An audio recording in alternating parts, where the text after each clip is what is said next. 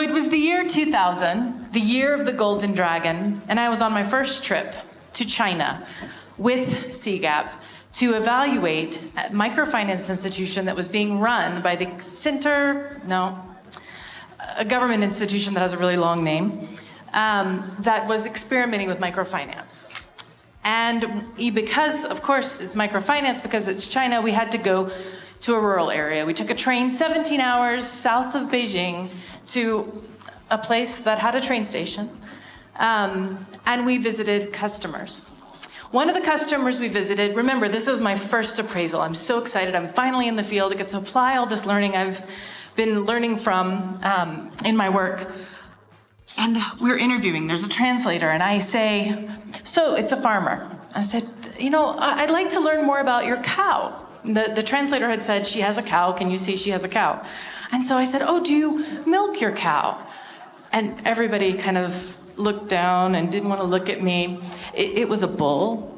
But the translator had said cow, and I didn't know enough to know that that was a cow. So we need the people that are in this room to bring agriculture expertise together with data expertise together with financial expertise. When I joined Equity, they still were doing, many of their loans were to tea farmers.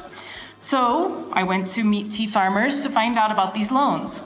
Well, these loans were agriculture loans, but actually they were funding school fees, building houses, and family expenses. The tea bushes were growing just fine. They didn't need to be funded. So these were the agriculture loans. But then when I looked at the portfolio quality of these agriculture loans, actually, anybody in Kenya, what happens this month? If you're a tea farmer, what do you get this month? The tea bonus, right? And that tea bonus is how those loans got repaid often. And you get a little bit of money each month, and then you get the tea bonus, and then the bank collects their money from that tea bonus. But the IT system at the time couldn't track that. So every tea loan looked like it was in bad portfolio quality. It was overdue, even though everyone in the bank knew the loan would be cleared with the tea bonus. So a couple of the projects that I got to work on while I was at the Gates Foundation, one was in Malawi, working with a bank who was working with farmers. I had the privilege of actually accompanying Melinda to go and visit that bank. At the time, it was less about how do we finance farmers, it was how do we even reach them? It's so expensive to get to these rural areas.